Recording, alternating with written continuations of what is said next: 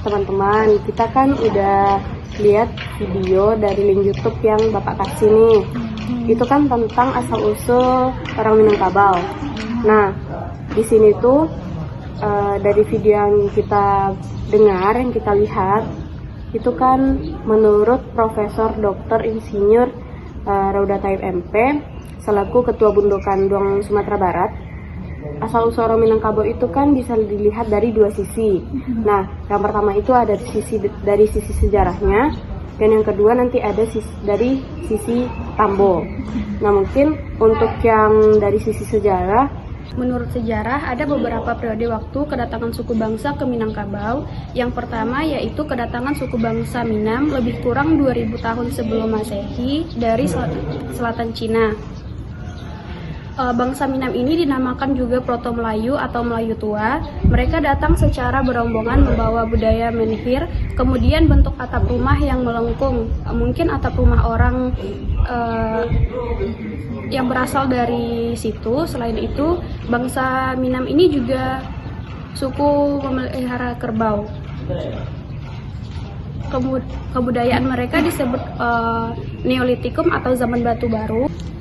Alih-alih purbakala atau arkeolog menjelaskan bahwa batu-batu tegak atau menhir yang ada di negeri Balubui, Kabupaten 50 Kota, Manik, dan negeri Singkara semuanya sudah berusia 2000 tahun sebelum Masehi. Tetapi ada pula yang mengatakan umur batu tersebut baru berusia 500 tahun sesudah Masehi. Yang kedua yaitu kedatangan bangsa Vietnam lebih kurang 1200 sebelum Masehi, datang melalui Sungai Buatan. Bangsa ini juga Deto Melayu atau Melayu Muda. Kebudayaan mereka masih ada terdapat di hulu Sungai Buatan, beberapa lesung berupa lesung, panah, kapak, dan lain-lain yang terbuat dari batu. Agama dan adatnya salah satu yaitu meratap atau maratok.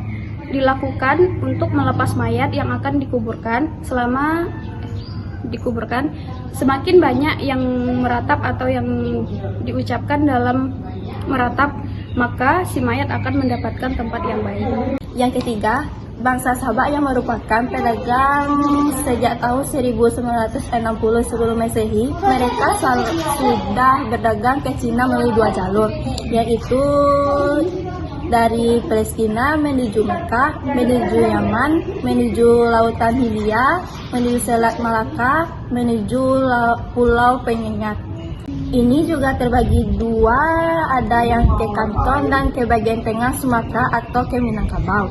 Kemudian jalur sutra dari Palestina, Afghanistan, Parti, Oksiana, Nimlu, dan Saksika. Jadi yang jalur lautlah itulah yang sampai ke Minangkabau. 4. Kedatangan rombongan dari Cina Selatan atau Yunan kurang lebih 500 tahun sebelum Masehi membawa kebudayaan Dongson atau kebudayaan Perunggu. Peninggalan mereka masih terdapat di sekitar Danau Kerinci, Bangkinang. Ketika suku bangsa tersebut, Pigmen dan Yunan bercampur dan menetap di daerah Sumatera bagian tengah dan terus berkembang sampai ke pantai timur. Menurut beberapa ahli, dari percampuran ketiga suku itulah yang kemudian menjadi nenek moyang orang Minangkabau. Lanjut, kemudian datang juga dinasti Polemik. Rubuhnya Sa'du Ma'ruf yang dibangun oleh Nabi Sulaiman pada tahun 1120 sebelum Masehi. Akibatnya perdagangan atau pengiriman kabur barus dari Minangkabau terhenti. Begitu juga lada rempah-rempah lainnya terhenti ke Arab dan Mesir. Karena Mesir sangat membutuhkan hal tersebut, maka dinasti Polemik yang menguasai Mesir pergi langsung ke Minangkabau. Sebagian dari pedagang itu kemudian menetap di Minangkabau. Mereka mendirikan negara-negara kecil serupa polis di Athena. Kedatangan Bani Himyar yang mana ini terjadi dalam dua periode. Kedatangan bangsa Tamil dari India Selatan merantau ke Minangkabau pada abad ketiga Masehi memiliki banyak peninggalan seperti kata polis yang diberikan tadi diganti dengan kata nagari.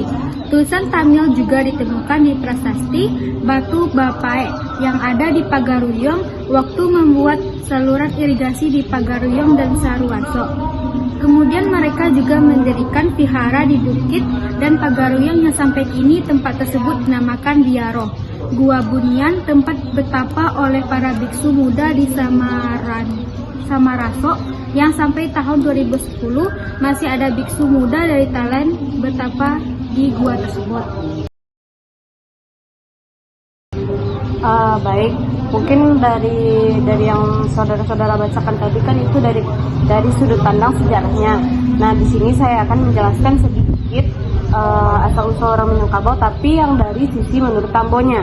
Nah, jadi menurut Tambo, nenek moyang orang Minangkabau itu adalah keturunan dari salah seorang anak raja, yaitu dari Raja Iskandar Zulkarnain.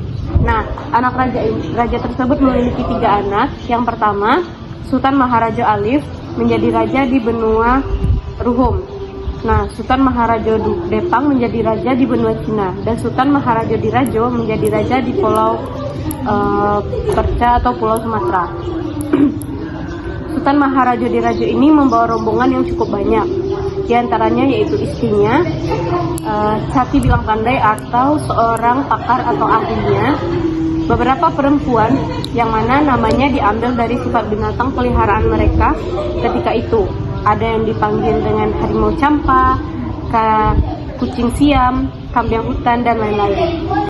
Rombongan ini menurut Tambo mendarat di Lagundi nan Baselo, Dake Bukit si Guntang-Guntang, di Sinan Lurah Situ Kabanang, di situ Lurah nan Indak Baraya, di situ Bukit nan Indak Barangin, di situ Banto nan Barayun, di bawah batu hamparan putih, di situ Sirangka hitam kuku, di situ Buayo Putih Adagua, di Mano Ayah, dan seterusnya.